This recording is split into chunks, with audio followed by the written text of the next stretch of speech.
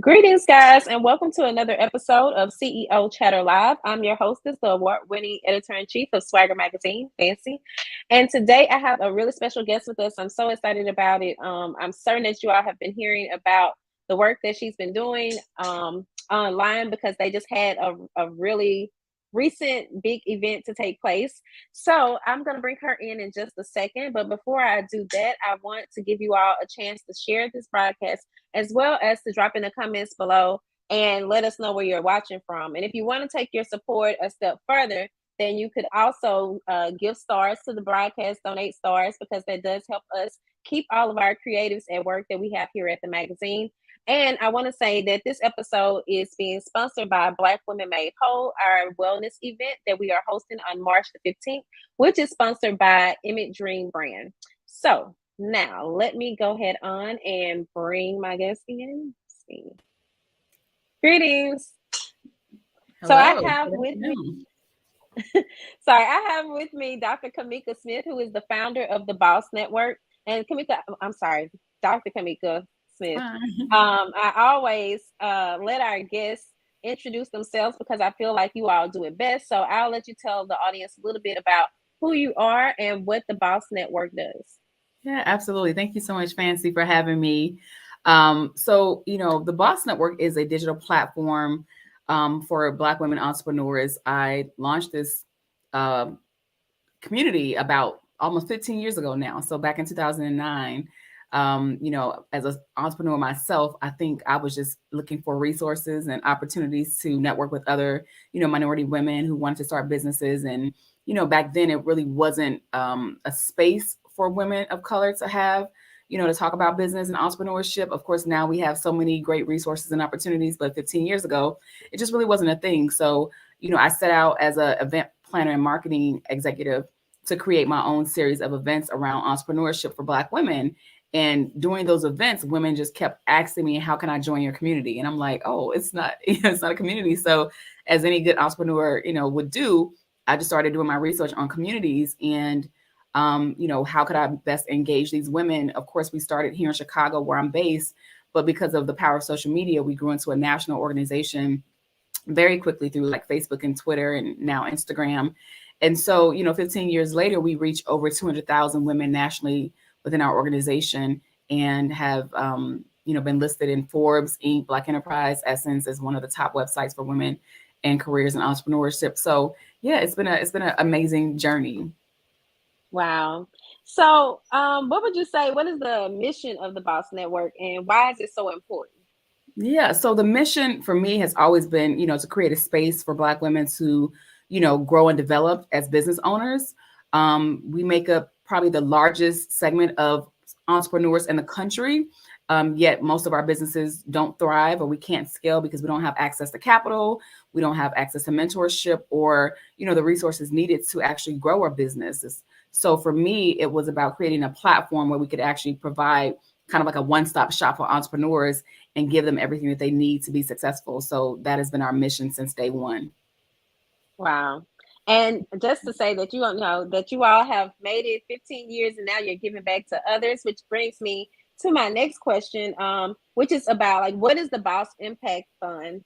I know that kind of will lead us into something else, but can you first tell us a little bit about that?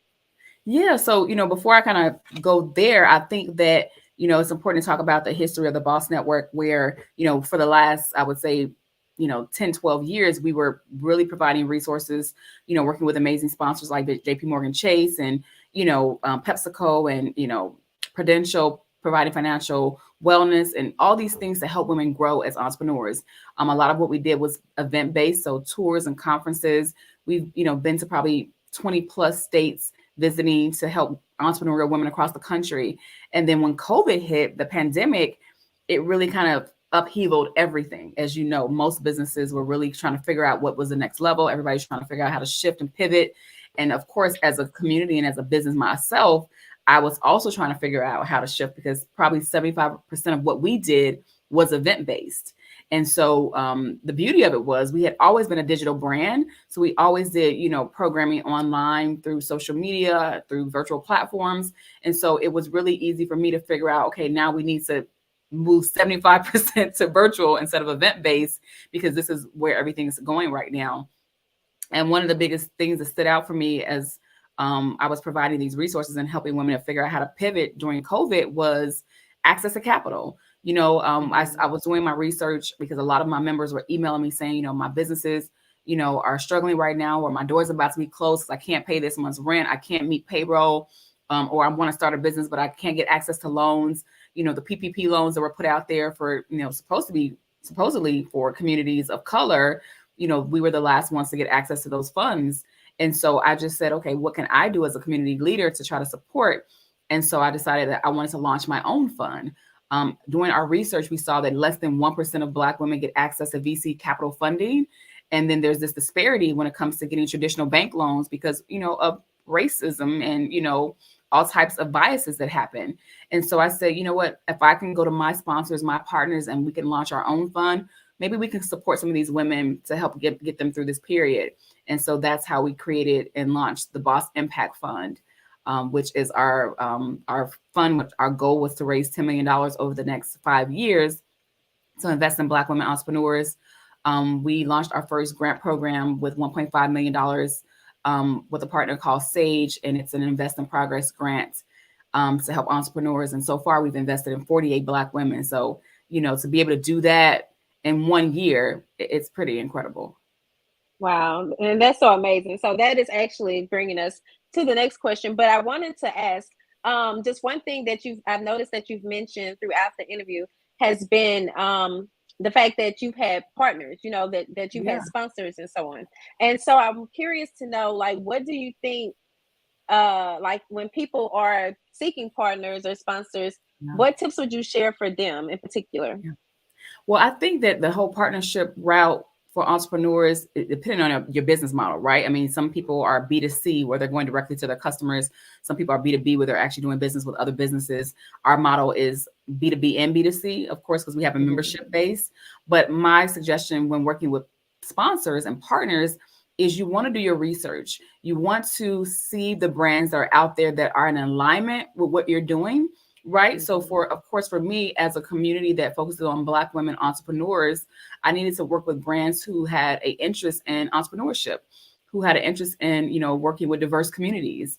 And so I think that doing your research, understanding their goals and their mission, seeing what programs they have in place already.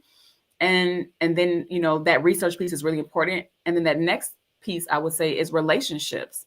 That in business, everything is about relationships. I mean, we can have access, and we do through Google, right, and social media to all the brands that are out there. But who's going to sponsor you? Who's going to actually advocate for you to get that partnership or get that funding? So you need to start really creating those relationships by attending networking events, going to other events that maybe that brand is sponsoring, where you can actually meet a key leader or stakeholder in person and be able to set up a meeting with them to talk about your vision and your goal. Because the reality is, like, cold calling or emailing, you could be one of thousands of people doing that, right? These brands, everybody wants to work with them, right? Everybody wants to work with the Pepsis and the Coca-Colas and the JP Morgan Chase, the Bank of Americas, so you have to really figure out how to build those relationships. Our partnership with Sage, with our first grant, that we raised the $1.5 million for, we've been working with them since 2014. So this wasn't a new relationship. We've been working with them for a very long time. It was just like time to level up, right? We said, okay, hey, we know we want to do something bigger. We got to go to the people that already know our work, right? Because going to people asking for that type of money that don't know your work, more than likely, you're not going to be able to make that happen. So it's about relationship building. It's about, doing your research, knowing what's out there.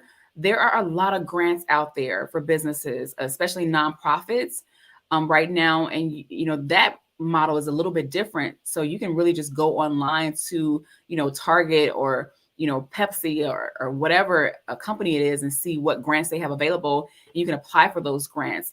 That model is a little bit easier than actual sponsorship models, because a lot of brands right now are very limited in wanting to sponsor things because their goal is to get the biggest impact through marketing.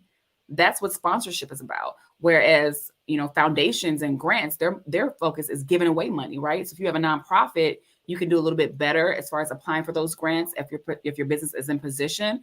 But when it comes to sponsorship, that's a whole nother level of business. And it's really about relationship building and knowing who the key players are so that you can pitch your business to that particular sponsor.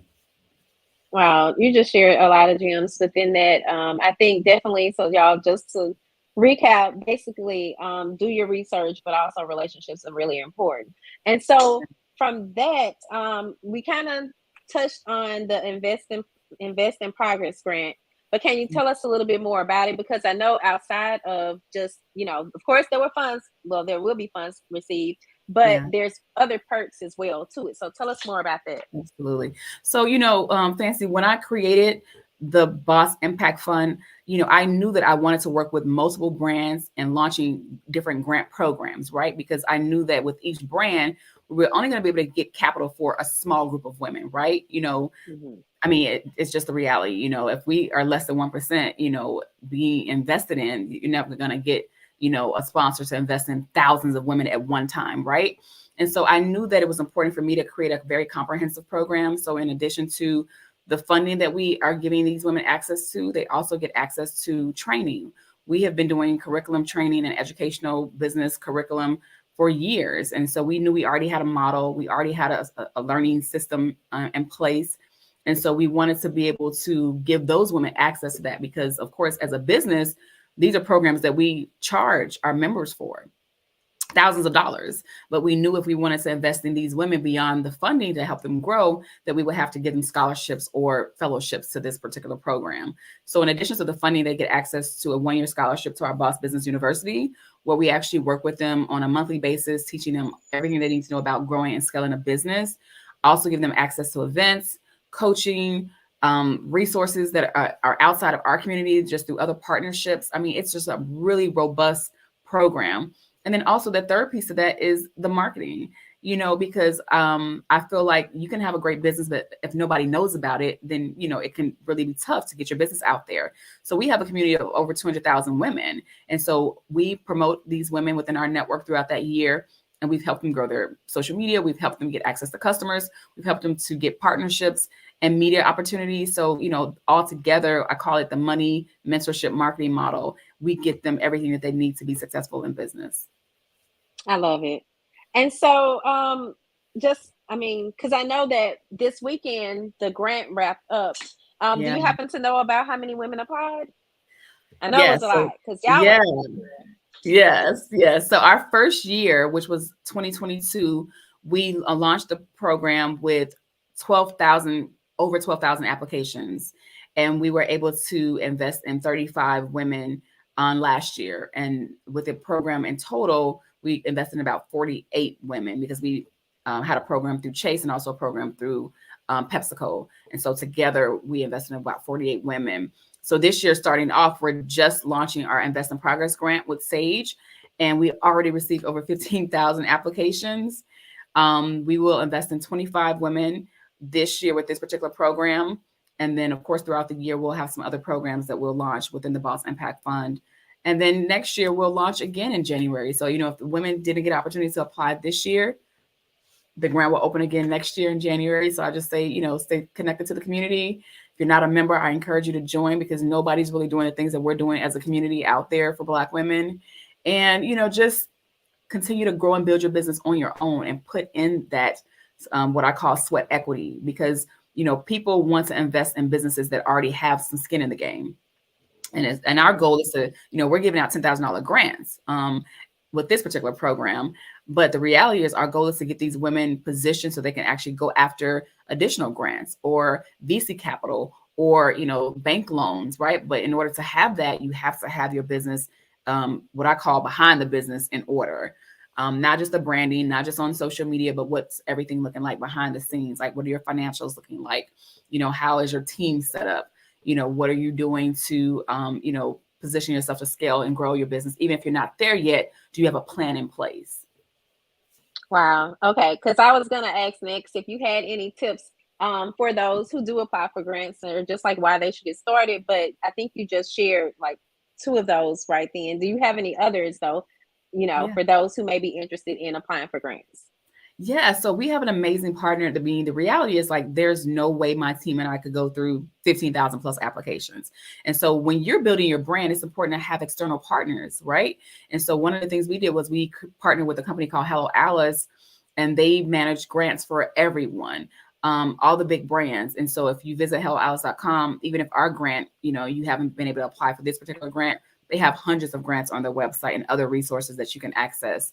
But I think that, one of the things that I would tell entrepreneurs is just start applying for every grant that's out there. That way you're giving yourself time to practice, what you want to say in those questionnaires. Most of them are, pretty simple, but they do require you to know about your business, right? So the more you apply, the more you get comfortable with telling your story and knowing your business model and knowing how you're going to utilize your funding, because these are the things that investors want to know. Even grant money that you're not having to pay back, they want to know that that money is going to be utilized properly, right? And you're not going to just go and spend it on, whatever, that you're going to actually pour that into your business. So you got to have a business model that you are comfortable with. You got to know how you're going to utilize those funds. And it's, these grants are mostly, I would say, between $5,000 and $25,000. So it's not an extreme amount of money, but it's important to know how you're going to use those funds. Are you using them for marketing?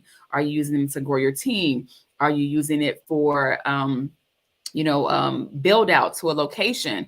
How are you going to use those funds, and how are you going to impact your community? I think that's something that people miss out on, that I think a lot of investors, particularly grants, are really interested in, because they know that they're only able to fund a small amount of women or men, but the impact that you can have with your business helps them to reach many more people, right? So what is the impact that you plan on having? If you have say for instance, a business that's built around beauty and health, which is the number one business for Black women right now, how do you plan on utilizing your business to impact the community, right? Do you have a program within that business that you might, do makeup for women in shelters, or you might be, giving, wigs to women who have cancer? Figure out how to create a give back component, because that kind of sets you apart from other people who are applying for grants. Yeah. And that kind of even goes in line with what I do with public relations. So, I try to find those type of suggestions for clients. So I love all of that. And before we wrap up, I always ask our guests, how would they describe their swagger? So now we know Dr. Smith, who is behind the Boss Network and the Invest in Progress Fund. But outside of that, like, how would you describe yourself? I think that I have a very unique personality, because I am, very much a boss, about my business. I've been like that since I was younger. I've always kind of known what I wanted to do. Didn't really know how I was going to get there, but knew that, I had the will and, everything that I needed in me to make it happen. I just needed to get around the right people. I need to make the right connections and relationships. So I think my confidence in myself, being my biggest cheerleader, is what, kind of makes me stand out. But then also I think that my spirit of give back, like that's something you either got it or you don't. You have a lot of people who really are looking out for themselves, but I really do believe that my blessings come from blessing other people. And so I think that the genuineness of me wanting to support women, it has grown my brand. I have a huge community. I have great partners, because people know that, I truly believe in wanting to support communities of color, wanting to see us win. And I think that that's something that stands out. And then I'm just fun. I have a great tribe, within my community, but I also have a great tribe of friends that I've had for the 20 plus years. And I make sure that as hard as I work, I play just as harder, because life is about enjoying. I think we right now are living in this hustle culture, is what I call it, and that's fine, to want to be successful, to want to have, a boss lifestyle. But what really matters is, to me, is my faith, is my friendships, and my family. Those things money can't buy. Those things are the things that's going to bring you joy, and everything else is just an icing on the cake. So, yeah. Yeah, I love it. The 3 F's: faith, family, and friendships. Yes. That's right. So, I'm gonna post where people can find you, but also let me see if I have any comments, or questions. If you guys have any questions, you all can share those. But you all can find Dr. Smith online at thebossnetwork.org, or her Instagram is, well, the business's Instagram is the Boss Network. So I'm just going to spell that out for our audio listeners. That's the THE Boss, BOSS Network, NETWORK .org, ORG, or the Boss Network, just simply that on Instagram. Is there anything you wanted to share before we close out? I just want to thank you, Fancy, for having me on Swagger Magazine. You know, I'm always excited about, Black women building their brands and doing great work and supporting each other. And I really feel like, there was something that one of my team members posted on our social media the other day, and it was saying like, be happy for other people because your time is coming. Right. And so if we can keep that spirit and that energy of being excited for other people and, supporting others, not when we want support, but, when people need it. Right. And learning how to, give that same support that we want in return, not just when we need it. Right. I think that will help you go a long way. And so I just love what you guys are doing and how you're exposing, your community to other thought leaders and women and men that can help them grow their businesses and their careers as well. So thank you to Swagger Magazine. I appreciate that. Thank you so much. And you have a blessed day. And You I'm going to too. go ahead on and close out. Y'all, I always kind of close out awkwardly. Please excuse me. Y'all know me and doing lives and all of this is still a transition, but I've been growing as I've been doing it. So I'm kind of proud of myself. But I wanted to remind you all of Black Women Made Whole, which is taking place on March 15th from 6 to 9 p.m. It is going to be virtual. The tickets are free on Eventbrite. And let me share that link with you guys. So it's bit.ly /BWM BW Made Whole for Black Women Made Whole. So you guys can check that out. And then we are also still looking for vendors and sponsors for this event. We have vendors tables as low as $25. So, I mean, it's not like we're charging a lot. The event is free, but we're going to have some really great speakers, a great lineup.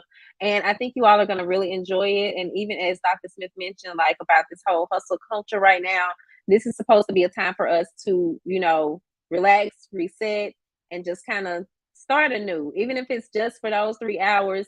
And then we got to go right back into everything else. At least we'll have taken that time to ourselves. So I thank you all for tuning in. Don't forget that you can listen to us on Apple Podcasts, Google Podcasts, and on Spotify. And I look forward to speaking to you all again. Peace and blessings.